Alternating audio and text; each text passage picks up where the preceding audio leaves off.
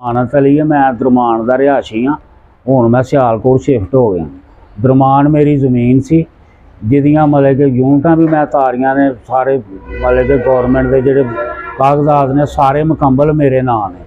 आसफ पटवारी वो जाली गरदौरियां बना के होर किसी के नाम जिन्होंने मैं जानता भी नहीं। हाँ जी, वो करैक्ट है।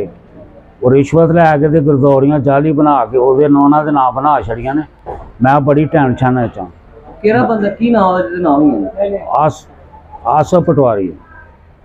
आसफ पटवारी वो अगे भी इहदे ते केस होया है, रिश्वत का ही केस होया है। हाँ जी, तो मैं DC दे भी पेश होया। उन्हें बड़ी अच्छे तरीके नाल मेरी गल सुनी है। सारे डॉक्यूमेंट मैं दसे ने उन्होंने उसी को गया। उन्हें बड़े अच्छे तरीके नाल साडी सुनी है। सारे कागजात वेखे ने, और सारे मेरे नाम ने। यूनिटां के कागज मेरे नाम ने। और सारा सिस्टम गौरमेंट का पूरा मैं किया है।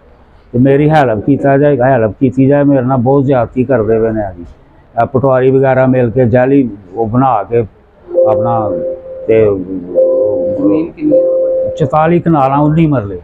किस मुकाम पे है? दरमान दरमान किस जगह पे है? कब्रस्तान को, कब्रस्तान वाली साइड को। खास दरमान जी जी, खास दरमान। ਹੁਣ ਤੁਸੀਂ ਕੀ ਕਹਿਣਾ ਚਾਹੁੰਦੇ ਹੋ ਆਖਰ ਚ ਦੱਸੋ ਹੁਣ अपील मैं कहना ये चाहना कि मैं मजदूर हाँ। मैं ज़्यादा टुर फिर नहीं चल सकता, किधरे आ जा नहीं सकता।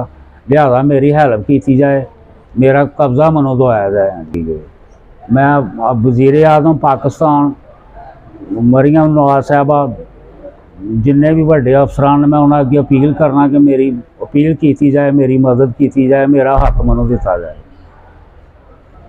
और मेरी अपील है गौरमेंट अगे कि मैं फुल फेयर मेरे जमीन का कब्जा दवाया जाए मैं, क्योंकि मैं टुर फिर नहीं सकता, मजदूर बनता ना ही मैं टुर सकता। गौरमेंट अगे कि मेरी सुनी जाए, मैं मेरा कब्जा मैं दवाया जाए फिल फॉर।